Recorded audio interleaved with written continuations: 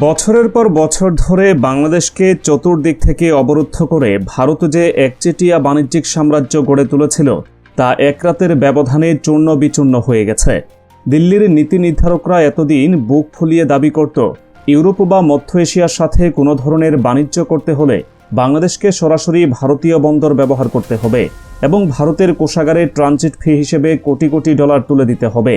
কিন্তু আন্তর্জাতিক রাজনীতির দাবার বোর্ডে সদ্য ঘটে যাওয়া এক নিঃশব্দ বিস্ফোরণ ভারতের সেই দাম্ভিকতাকে চিরতরে কবর দিয়ে দিয়েছে। দিল্লিকে এক পয়সাও ট্যাক্স না দিয়ে, ভারতের 1 ইঞ্চি মাটিও ব্যবহার না করে বাংলাদেশ এখন সরাসরি মধ্য এশিয়া এবং ইউরোপের মেগা মার্কেটে চাবিকাঠি নিজেদের হাতের মুঠোয় নিয়ে নিয়েছে। আফগানিস্তানের দুর্গম ভূখণ্ড আর পাকিস্তানের করাচি বন্দর মিলে এমন এক আগ্রাসী রুট তৈরি করেছে যা ভারতের অর্থনীতির কফিনে শেষ পেরেকটি ঠুকে দিয়েছে। আন্তর্জাতিক বাণিজ্যের মানচিত্র থেকে ভারতকে সম্পূর্ণ মুছে ফেলার এই যে মাস্টার প্ল্যান, তার কেন্দ্রবিন্দুতে রয়েছে লেপিস লাজুলি করিডোর। এটি কোনো সাধারণ রাস্তা নয়, এটি আধুনিক বিশ্বের সবচেয়ে আগ্রাসী এবং মরণঘাতী বাণিজ্যিক মেকানিজম। প্রাচীনকালের এক মহামূল্যবান নীল পাথরের নামানুসারে তৈরি এই রুটটিকে নতুন করে বাঁচিয়ে তুলেছে 5টি দেশ: আফগানিস্তান, তুর্কমেনিস্তান, আজারবাইজান, জর্জিয়া এবং তুরস্ক। এই 5 রাষ্ট্র মিলে এমন এক নিরবচ্ছিন্ন স্থলপথ তৈরি করেছে যা মধ্য এশিয়া হয়ে সরাসরি ইউরোপের হৃৎপিণ্ডে আঘাত করেছে। এই মেগা প্রজেক্টের সবচেয়ে ভয়ঙ্কর দিকটি হল, হাজার হাজার কিলোমিটার দীর্ঘ এই মহাবাণিজ্যিক রাস্তার কোথাও ভারতের বিন্দুমাত্র অস্তিত্ব নেই। ভারত চাইলেও এই রুটের উপর কোনো খবরদারি করতে পারবে না, কোনো বাণিজ্যিক শুল্ক বসাতে পারবে না। এতদিন ভারত মহাসাগর আর বঙ্গোপসাগরে নিজেদের একক রাজত্ব কায়েমের যে ব্লুপ্রিন্ট দিল্লি তৈরি করেছিল, 5টি দেশের এই একটি মাত্র মাস্টার স্ট্রোক ভারতের সেই স্বপ্নকে আস্থা করে নিক্ষেপ করেছে। পুরো গেম প্ল্যানটি গভীরভাবে পর্যবেক্ষণ করলে দেখা যায়, ভারতের এই পতন মূলত তাদের নিজেদের পাতা ফাঁদেই হয়েছে। মোদী সরকার বিপুল অঙ্কের অর্থ ঢেলে international north south transport corridor বা আইএনএসটিসি নামে একটি মেগা প্রজেক্ট হাতে নিয়েছিল। দিল্লির উদ্দেশ্য ছিল পরিষ্কার: পাকিস্তানের সীমানা সম্পূর্ণ এড়িয়ে ভারতের মুম্বাই বন্দর থেকে পণ্য সরাসরি ইরানের চাবাহার বন্দরে পৌঁছাবে এবং সেখান থেকে রাশিয়া ও ইউরোপের বাজারে ঢুকবে। এর পেছনের আসল টার্গেট ছিল বাংলাদেশ, নেপাল ও ভুটানকে জিম্মি করা, যেন ইউরোপের সাথে বাণিজ্যের ক্ষেত্রে ভারতের এই রুট ব্যবহার করতে বাধ্য হয় এবং দিল্লি যেন তাদের থেকে ট্রানজিট ফি লুটে নিতে পারে। কিন্তু লেপিস লাজুলি করিডোরের 5টি দেশ যখন তাদের এই বিশাল রুটটিকে সরাসরি পাকিস্তানের করাচি বন্দরের সাথে যুক্ত করার চূড়ান্ত ঘোষণা দেয়, তখন দিল্লির সাউথ ব্লকে রীতিমতো হাহাকার পড়ে যায়। ইউরোপ এবং মধ্য এশিয়ার উৎপাদিত সমস্ত পণ্য এখন লেপিস লাজুলি করিডোর হয়ে আফগানিস্তানের উপর দিয়ে সরাসরি পাকিস্তানের করাচি বন্দরে নেমে আসছে। আর করাচি বন্দর এই রুটে যুক্ত হওয়ার সাথে সাথেই বিলিয়ন বিলিয়ন ডলার খরচ করে বানানো ভারতে চাবাহার বন্দর কার্যত একটি মৃত এবং পরিত্যক্ত প্রকল্পে পরিণত হয়েছে। আন্তর্জাতিক শিপিং ডাটা অনুযায়ী চাবাহার বন্দরের চেয়ে করাচি বন্দর ব্যবহার করে পণ্য পরিবহনের সময় এবং অর্থ দুটি অর্ধেকের নিচে নেমে এসেছে। ফলে গ্লোবাল ব্যবসায়ীরা স্বাভাবিকভাবেই ভারতের রুটকে ডাস্টবিনে ছুড়ে ফেলে করাচি বন্দরকে বেছে নিচ্ছেন। ভারতের কোটি কোটি ডলারের বিনিয়োগ এখন জনমানবহীন এক বিরান ভূমিতে পরিণত হওয়ার দ্বার প্রান্তে। ভারতের রুট এড়িয়ে ইউরোপের পণ্য সরাসরি দক্ষিণ এশিয়ায় প্রবেশের এই নতুন পথ দিল্লির অর্থনীতিতে এক অকল্পনীয় আঘাত এনেছে। এই ভূরাজনৈতিক ভূমিকম্পের সবচেয়ে বড় সুফলভোগী হিসেবে আবির্ভূত হয়েছে বাংলাদেশ। অতি সম্প্রতি বাংলাদেশ এবং পাকিস্তানের মধ্যে সরাসরি সমুদ্রপথে পণ্যবাহী কার্গো জাহাজ চলাচল শুরু হয়েছে, যা দিল্লির কাছে এক জীবন্ত দুঃস্বপ্ন।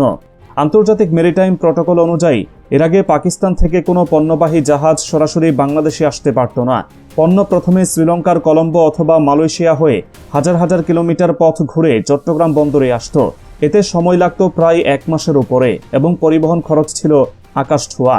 কিন্তু বর্তমানে করাচি থেকে চট্টগ্রাম বন্দরে সরাসরি জাহাজ চলাচলের কারণে সেই সময় নেমে এসেছে মাত্র কয়েকদিনে। এর মানে হলো, লেপিস লাজুলি করিডোর হয়ে ইউরোপ ও তুরস্কের পণ্য সরাসরি করাচি বন্দরে আসছে, আর সেখান থেকে কার্গো জাহাজে চেপে কোনো বাধা ছাড়াই সোজা পৌঁছে যাচ্ছে বাংলাদেশের চট্টগ্রাম বন্দরে। মাঝখান থেকে ভারতের কলকাতা বন্দর বা ভারতীয় ট্রানজিট রুট পুরোপুরি মূল্যহীন আবর্জনায় পরিণত হয়েছে। বাংলাদেশের অর্থনীতির মূল চালিকা শক্তি তৈরি পোশাক বা গার্মেন্টস শিল্প এই নতুন রুটের কারণে যে বিশাল লটারির টিকিট পেয়েছে, তা ভারতের টেক্সটাইল খাতের জন্য এক চূড়ান্ত অশনি সংকেত।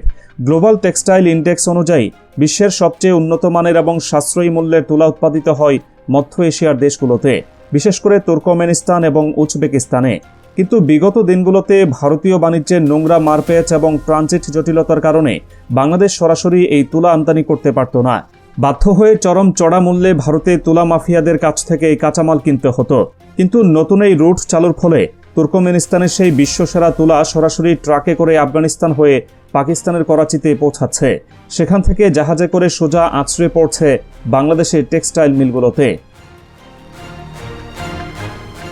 সরাসরি এবং নামমাত্র মূল্যে এই কাঁচামাল হাতে পাওয়ার ফলে বাংলাদেশের তৈরি পোশাক উৎপাদনের খরচ এক ধাক্কায় কল্পনাতীতভাবে কমে যাচ্ছে। আন্তর্জাতিক বাজারে বাংলাদেশের পোশাক এখন আরও বেশি আগ্রাসী মূল্যে সরবরাহ করা সম্ভব হচ্ছে, যা পশ্চিমা ক্রেতাদের ব্যাপকভাবে আকর্ষণ করছে। অপরদিকে বাংলাদেশের এই বিশাল বাজার হারিয়ে ভারতের তুলা ব্যবসায়ীদের একচেটিয়া সাম্রাজ্য এক নিমিষেই ধসে পড়েছে। এতদিন বাংলাদেশের ঘাড়ের উপর পা রেখে তারা যে বিলিয়ন ডলারের মুনাফা লুণ্ঠন করত, তা চিরতরে ধ্বংস হয়ে গেছে। ভারতের অর্থনীতিতে এর সরাসরি মরণঘাতী আঘাত পড়তে শুরু করেছে, কারণ তাদের কাঁচামাল রপ্তানির একটি বিশাল অংশ শুধুমাত্র বাংলাদেশের সাথেই যুক্ত ছিল। বাংলাদেশের এই অভাবনীয় বাণিজ্যিক স্বাধীনতা প্রমাণ করেছে যে ভারতে দয়া বা করোনা ছাড়াই বিশ্ববাজারে নিজেদের সিংহাসন আরও সুদৃঢ় করা সম্ভব। আন্তর্জাতিক বাণিজ্যের এই সম্পূর্ণ পথ পরিবর্তনের নেপথ্যে মূল মাস্টারমাইন্ড হিসেবে কাজ করছে বেইজিং। চীনের প্রেসিডেন্ট শি জিনপিং সরাসরি সামনে না এসে নিখুঁত অর্থনৈতিক কূটনীতির মাধ্যমে ভারতে চারধারে এক মরণ ফাঁদ তৈরি করেছেন। চীন পাকিস্তান ইকোনমিক করিডোর বা সিপিইসি প্রকল্পের অধীনে চীন আগেই পাকিস্তানের করাচি এবং গদর বন্দরে বিপুল বিনিয়োগ করে রেখেছে। বেইজিংয়ের মূল টার্গেট ছিল এই অঞ্চলে ভারতকে বাণিজ্যিকভাবে সম্পূর্ণ একঘরে করে ফেলা। বাংলাদেশ যেহেতু চীনের অন্যতম বৃহৎ অর্থনৈতিক পার্টনার, তাই চীন পর্দার আড়াল থেকে লেপিস লাজলি করিডোরকে করাচি বন্দরের সাথে যুক্ত করার পুরো মেকানিজমটি নিখুঁতভাবে বাস্তবায়ন করেছে। এর ফলে চীন, পাকিস্তান, মধ্য এশিয়া, ইউরোপ এবং বাংলাদেশ এক অভিন্ন বাণিজ্যিক বলয়ে আবদ্ধ হয়েছে। আর এই সুবিশাল নেটওয়ার্কের সম্পূর্ণ বাইরে একাকী ছিটকে পড়েছে ভারত। দিল্লি এতদিন চরম অহংকারে বিশ্বাস করত ভৌগোলিক অবস্থানের সুযোগ নিয়ে বাংলাদেশকে তারা আজীবন বন্দী করে রাখতে পারবে। বাংলাদেশের বৈদেশিক বাণিজ্যের প্রতিটি পদক্ষেপে ভারত মধ্যস্বত্বভোগী হিসেবে ছড়ি ঘুরাবে। কিন্তু সরাসরি সামুদ্রিক যোগাযোগ এবং মধ্য এশিয়ার সাথে নতুন লেপিস লাজলি করিডোর স্থাপন করে বাংলাদেশ ভারতের সেই দাসত্বের জিঞ্জির টুকরো টুকরো করে দিয়েছে। বাংলাদেশ আজ ইউরোপের বাজারে নিজেদের পণ্য পাঠাতে বা সেখান থেকে কাঁচামাল আনতে ভারতের 1 ইঞ্চি মাটি বা একটি বন্দরের উপরও নির্ভরশীল নয়। এটি শুধুমাত্র একটি রুট পরিবর্তন নয়, এটি দক্ষিণ এশিয়ার ভূরাজনীতিতে বাংলাদেশের এক ভয়ঙ্কর এবং অপ্রতিরোধ্য উত্থান। মোদী সরকারের ট্রিলিয়ন ডলারের আধিপত্যের যে স্বপ্ন একসময় গোটা অঞ্চলকে জিম্মি করে রেখেছিল, তা আজ তাদের নিজেদের অর্থনীতিকেই খাদের কিনারায় ঠেলে দিয়েছে। বিশ্ব বাণিজ্যের এই নতুন এবং আগ্রাসী সমীকরণে বাংলাদেশ হয়ে উঠেছে মূল নিয়ন্ত্রক, আর ভারত পরিণত হয়েছে সবকিছু হারিয়ে ফেলা এক নিঃস্ব দর্শকে।